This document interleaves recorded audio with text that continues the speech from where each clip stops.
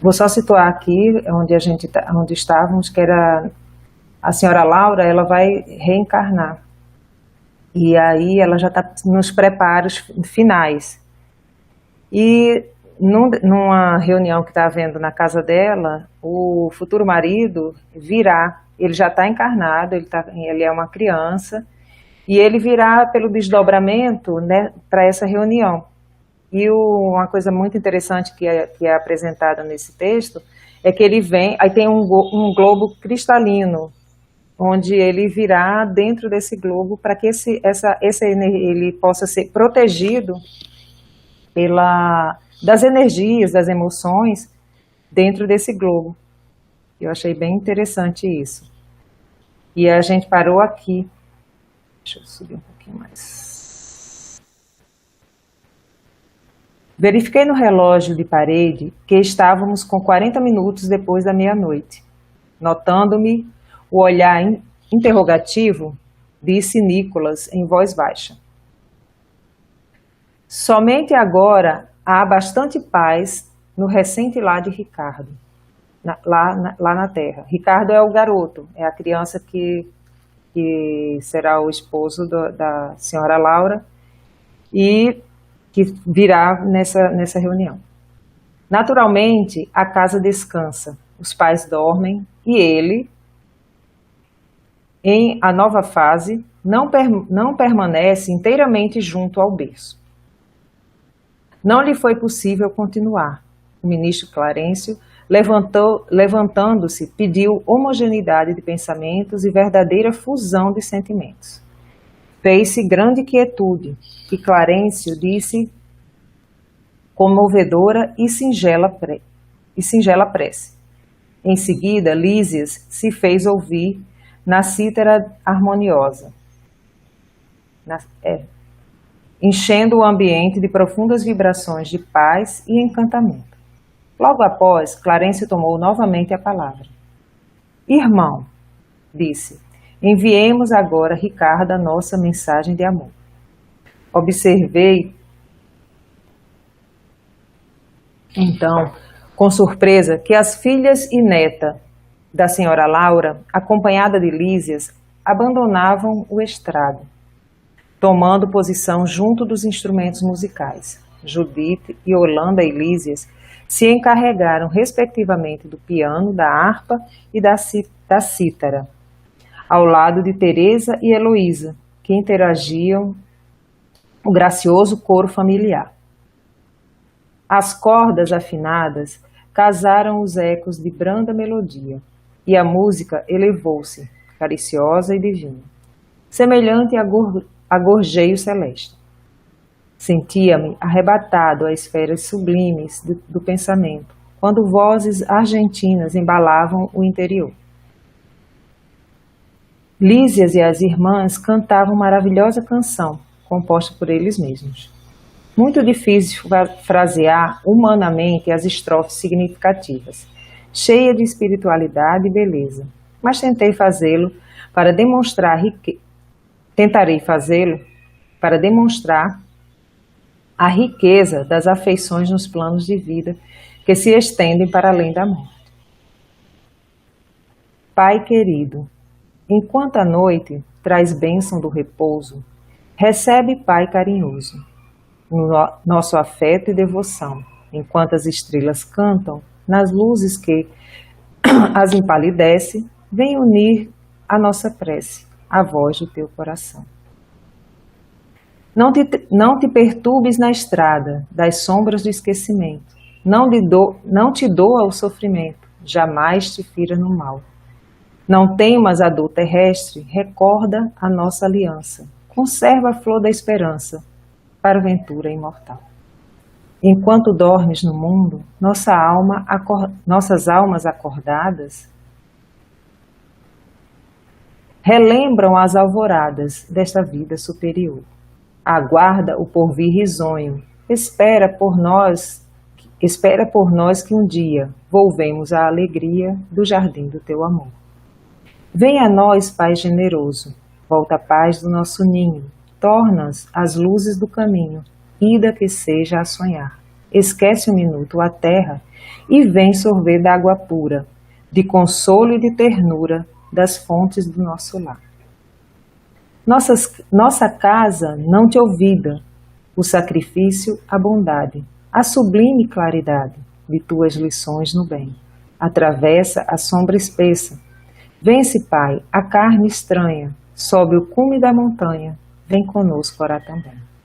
Nossa, que lindo.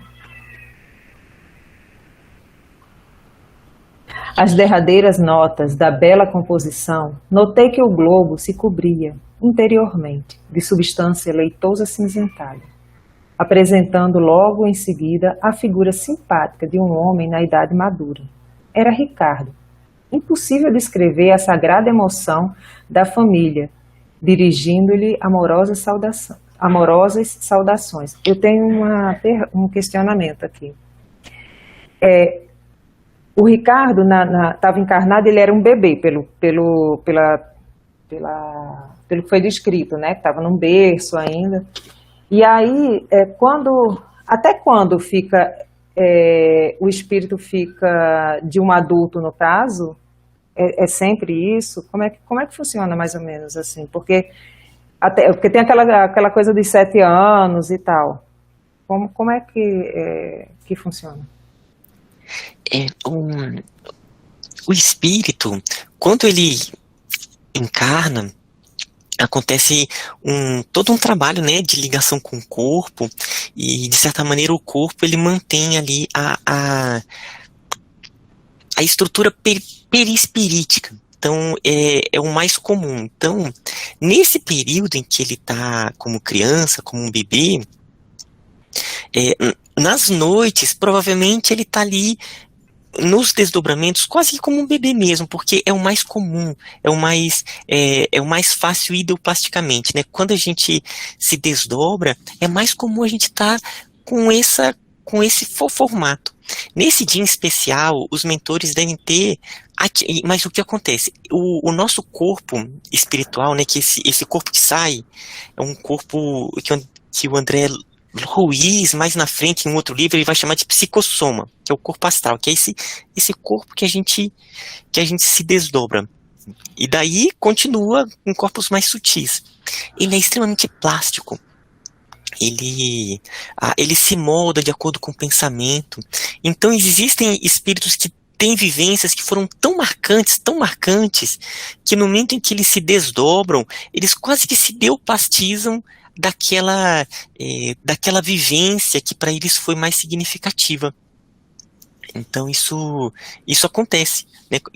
Por exemplo, tem uma pessoa que numa outra vida foi, por exemplo, um médico, né? E agora está com um outro trabalho por questões espirituais que não está trabalhando como médico, mas aqui, né, talvez ele tenha tido vidas que foram muito marcantes como um médico ou como um religioso, e quando ele se desdobra, ele pode acabar por esse processo de afinidade se deoplastizando.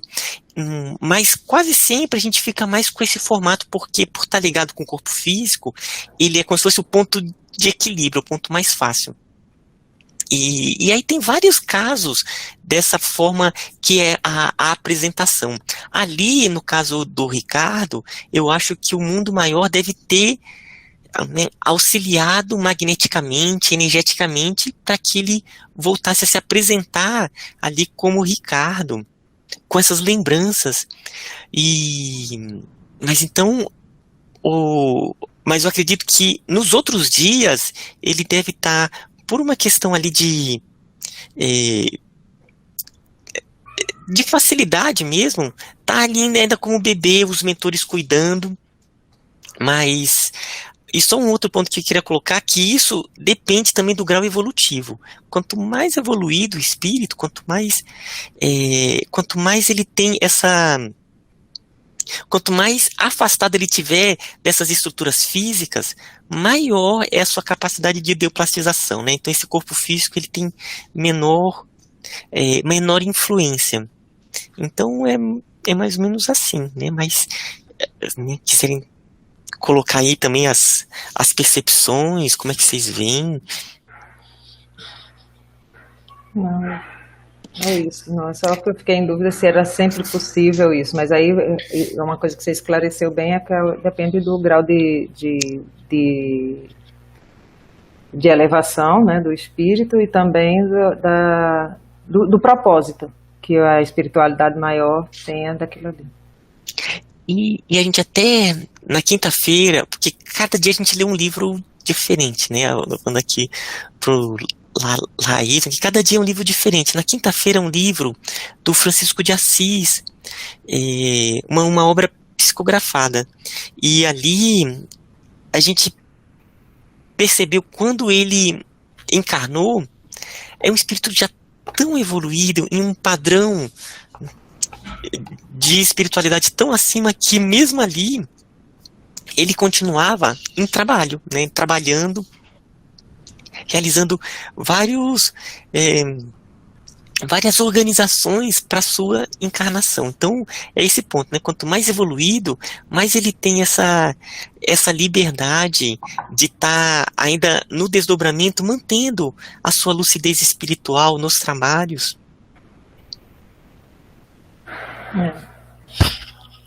Vou continuar então. Era Ricardo. Impossível descrever a sagrada emoção da família, dirigindo-lhe amorosas saudações. O recém-chegado, após falar particularmente à companheira e aos filhos, fixou o olhar amigo em nós outros, pedindo fosse repetida a suave canção filial, que ouviu banhado em lágrimas. Quando se calaram as últimas notas, falou comovidamente: Oh, meus filhos, como é grande a bondade de Jesus, que nos aureolou o culto doméstico do Evangelho com as supremas alegrias dessa noite. Nesta sala temos procurado juntos o caminho das esferas superiores, muitas vezes recebendo o pão espiritual da vida. E é ainda aqui que nos reencontramos para o estímulo santo. Como sou feliz.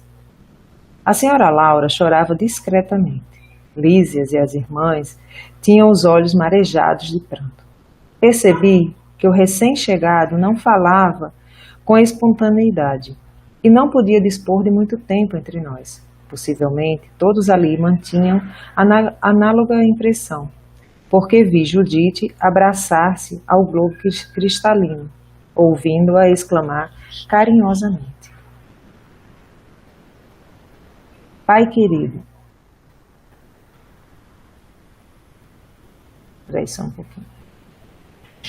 Pai querido, diga o que precisa de nós. Diga o que precisa de nós. Esclareça em que podemos ser úteis ao seu abnegado coração. Observei então que Ricardo pousou o olhar profundo na senhora Laura e murmurou: Sua mãe virá ter comigo em breve, filhinha. Peraí, eu estou lendo tudo errado. Sua mãe virá ter comigo em breve, filhinha. Mais tarde, virão vocês igualmente.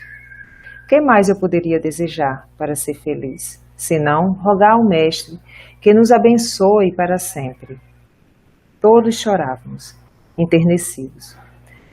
Quando o globo começou a apresentar de novo os mesmos tons acinzentados, ouvi Ricardo exclamando, quase a despedida: Ah, filhos meus, alguma coisa tenho a pedir-lhes do fundo de minha alma.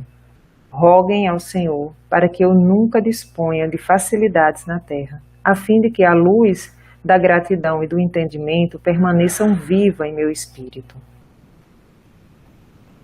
Aquele pedido inesperado me sensibilizou e surpreendeu ao mesmo tempo.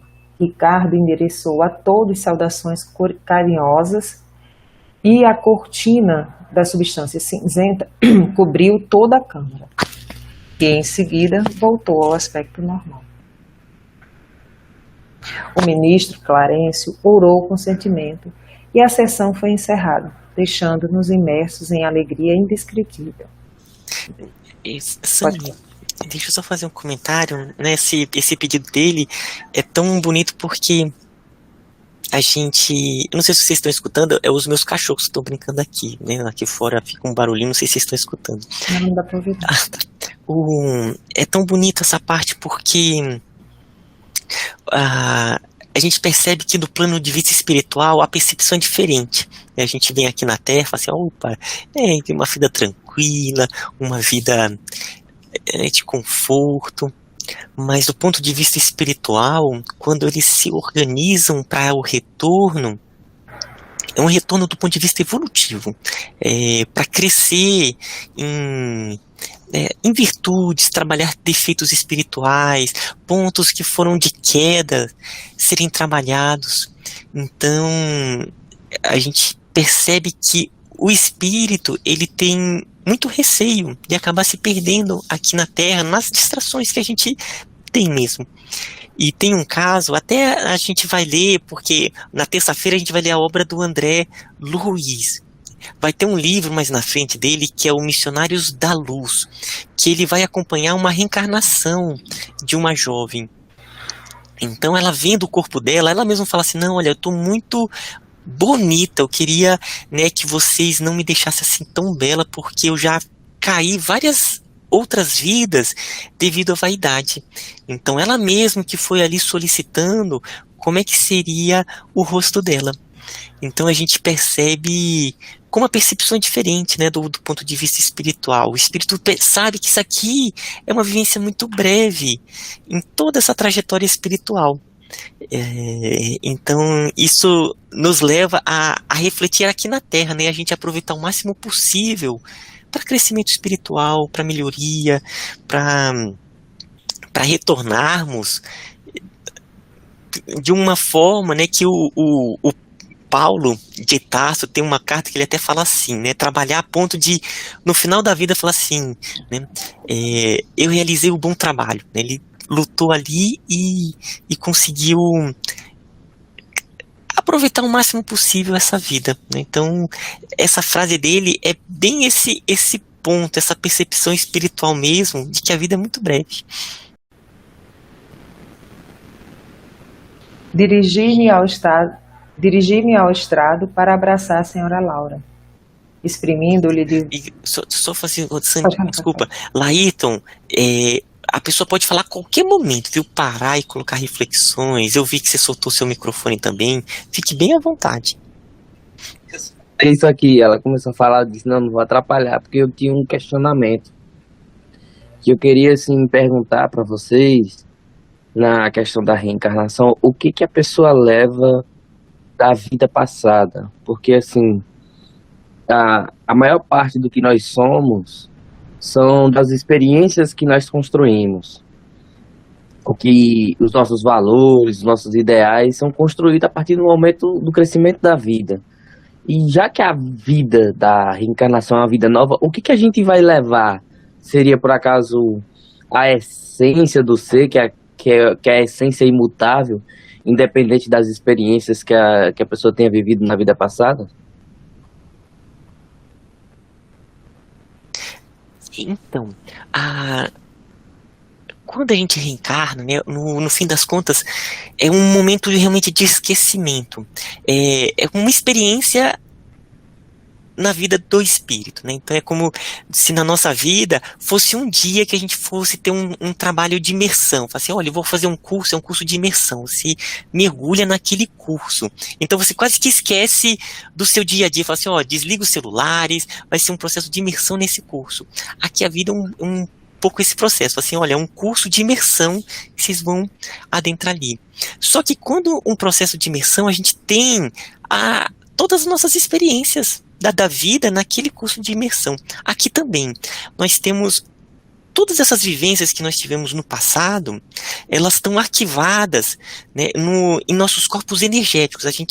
Esse corpo físico, para se conectar com o espírito, aquela essência, ela tem todo um corpo espiritual, um corpo energético multidimensional. É muito que ele vai se densificando até chegar no corpo físico. Ali existem arquivos de memória do passado. E todos esses arquivos, eles continuam a reverberar, a pulsar. Então, aqui, nessa nossa nessa nossa consciência de vigília, ela, ela vem como, no fim das contas, tendências inatas, dons, ideias que vão surgindo e falar assim, poxa vida, eu tenho uma atração para a questão da música, né? Eu toco, parece que eu estou relembrando, está vindo como algo muito comum. Isso tudo são já devido a essas vivências e essa maturidade. Então tem pessoas que olham determinadas situações e falam assim, né? Já tem uma sabedoria espiritual, que isso é adquirida de outras vidas, mas ela vem de uma maneira, de uma energia, algo que vem do coração, sabe? Então é algo que vem mais ou menos dessa forma. A, essas vivências do passado. Mas aqui é realmente com meio que um curso de imersão, porque às vezes a gente vem aqui para trabalhar determinados aspectos, sabe? Eu vou dar, por exemplo, só um exemplo que não quer dizer que seja assim. Vai ser, por exemplo, só uma hipótese. Por exemplo, uma pessoa, ela durante várias vidas, ela caiu em aspecto da família, ele nunca teve muitas ligações com família, e ele queria trabalhar. Os próprios mentores falam assim, olha, é interessante que você trabalhasse um pouco a ligação da família, e você vai perceber o quanto que é profundo, como vai tendo uma relação mais forte. E aí, junto com os mentores, fala assim, não, então eu vou reencarnar em um local que os laços de família é quase que uma prisão. Essa frase é meio forte, mas, por exemplo, ele vai e reencarna em alguma religião em que os laços de família é muito forte, né? Sei lá, vou dar um exemplo, isso é tudo hipótese, viu? Por exemplo, vai nascer entre os Mormons, ali vem um grupo que ali o laço de família é muito forte, e durante uma vida ele vai se aprofundando naquele aspecto, sabe? Aí quando ele desencarna, começa a retomar todas as suas lembranças, suas vivências do passado, fala assim, poxa, foi uma vida que eu percebi como é interessante a família, como a gente vai ganhando laços de intimidade, de crescimento.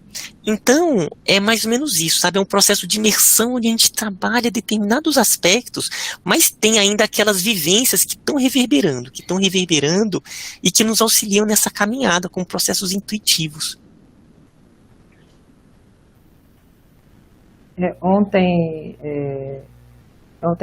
Silvio fez uma analogia muito interessante com relação ao computador, que você vai preenchendo ali o computador de dados. Os dados são colocados por você lá na memória do computador. E quando você desliga o computador, você não tem acesso àquilo ali, mas toda vez que você liga, você não necessariamente vai aparecer tudo para você, mas você tem acesso, você consegue chegar nos arquivos do computador. Eu achei essa analogia muito interessante, porque ele fazendo essa analogia da reencarnação, porque quando você vem, você tem uma bagagem de outras vidas que você preencheu ali o seu ser, com coisas positivas e negativas, está na sua bagagem. E você vem para acessar algumas e trabalhar, e outras estão ali para te auxiliar, que você pode ter acesso àquilo ali ou não, depende de como você vai encarando toda a sua vivência por aqui. Eu achei essa analogia bem interessante também. E foi dita ontem, né? Foi ontem que na leitura de ontem desenvolveu esse assunto, assim. Eu achei muito interessante. E no livro que é lido na sexta-feira, da última vez que eu participei, que agora eu não estou mais podendo participar, na sexta, uma das vezes o Paulo Brito, ele estava falando sobre aquela hélice lá, aquele desenho que ele tem mostrado, de como às vezes você está, nas encarnações, você está sempre carregando um ponto a mais, você nunca volta, quando você volta, você nunca volta no ponto que você deixou, você sempre volta num ponto um pouco acima, e vai sempre subindo a partir das suas vivências. Você vai carregando a sua essência sempre para mais alto, sempre para o melhor. É interessante também aquela visão que tem do Pietro Baldi. E é isso. Bom, deixa eu tirar aqui a... É uma espiral que nunca volta no mesmo ponto, Exatamente, né? está sempre Acima. um ponto acima.